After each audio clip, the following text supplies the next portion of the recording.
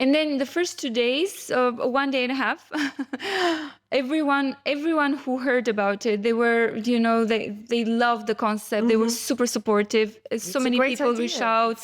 But then, unfortunately, there is a group of people with really negative intentions, which I call their pseudo-patriots, and with fake family values, trying to protect them. And I don't know, their background is it's highly disputed. Like, we can talk about it.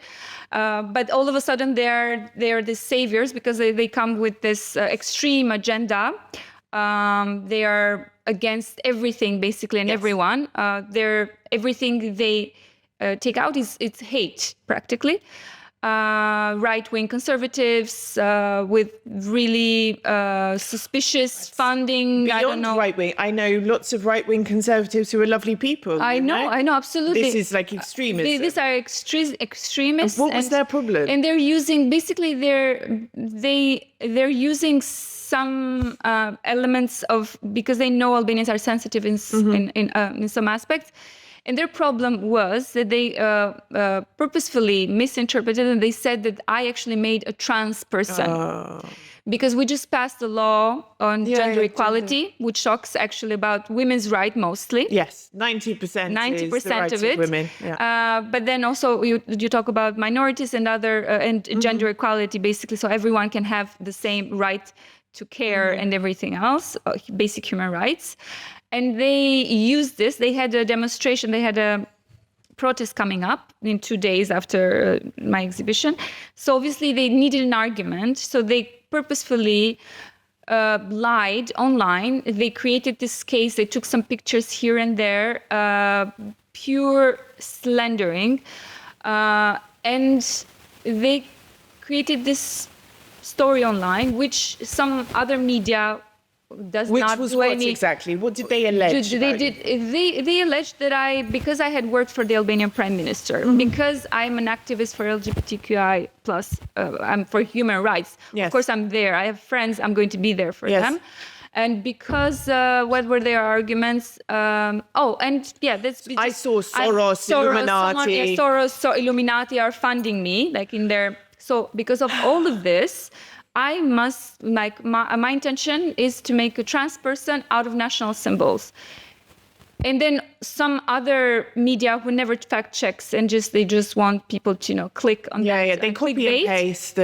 So they copy paste this, and then it went viral. And it was at the same time terrible to see how such an important cause was hijacked. And then you see the comments of calling, that's a trans, etc. And most women, when they go through breast cancer and they lose their hair, because it's the darkest moment in their life, practically. And this is what I wanted to talk about, even the darkest moments, they are so strong.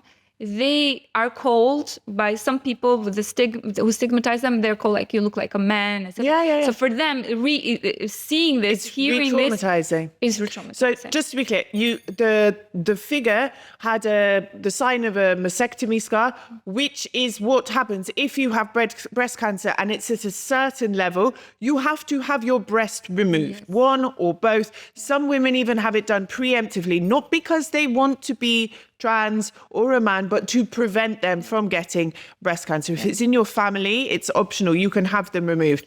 No hair, not because they're trying to be a man or want to be a man or are a man, but because when you undergo chemotherapy, most of the time your hair falls out or becomes patchy and people choose to shave it. So just to be clear, that is it. That is it. And also they clearly have no idea what a trans person looks like, because that's not, a trans person does not look like any in that way, but they normally, some have hair, some have long hair, short hair. It's completely, they're just using some phobias of people. That's where it comes from. People don't know. Yes. So they're using this lack of knowledge, because it was also written. They went through my Instagram and my social media. They went deep to find anything that they could from my history. So they clearly read what the project was about. It was written for anyone interested. They can clearly see everything is in there. And I'm very grateful, actually, for the Ministry of Culture, who believed it, and it was a 2 months process of explaining to them technically how I would never harm the mosaic. You would protect it. Because that was my intention as well. Obviously, that there was no chance to harm it. It was just an installation that would come on top of it.